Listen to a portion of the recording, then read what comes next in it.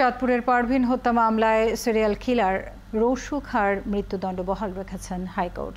একই মামলায় অপর দুই আসামি রসু খাঁর ভাগ্নে জহিরুল ইসলাম এবং তার সহযোগী ইউনুসকে মৃত্যুদণ্ড থেকে যাবজ্জীবন কারাদণ্ড দেওয়া হয়েছে। মঙ্গলবার বিচারপতি সৈয়দ মোহাম্মদ জিয়াউর করিম এবং বিচারপতি KM ইমরুল কায়েসের হাইকোর্ট বেঞ্চ এই রায় ঘোষণা করেন। রায়ে বলা হয়, রসু খাঁ যে জঘন্য অপরাধ করেছেন সে কারণে আইনের কোনো অনুকম্পা পেতে পারেন না। ফাঁসিতে ঝুলিয়ে মৃত্যুদণ্ডই তার একমাত্র শাস্তি।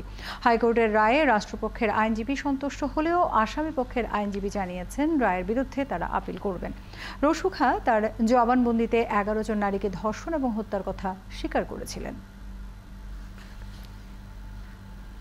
রসু খাঁর যে ভয়াবহতা অন্যান্য ক্ষেত্রে এবং এই মামলার আসামির ভিকটিমের প্রতি তার যে অমানবিক নির্যাতন, সেই নির্যাতনের বিষয়টা বারবারই আদালতের জাজমেন্টে ফুটে এসছে, যে কারণে রসু খাঁকে আর কোন রকম সহানুভূতি না দেখায় রসু খাঁর সাজা মৃত্যুদণ্ডই এক্ষেত্রে বহাল থাকলো।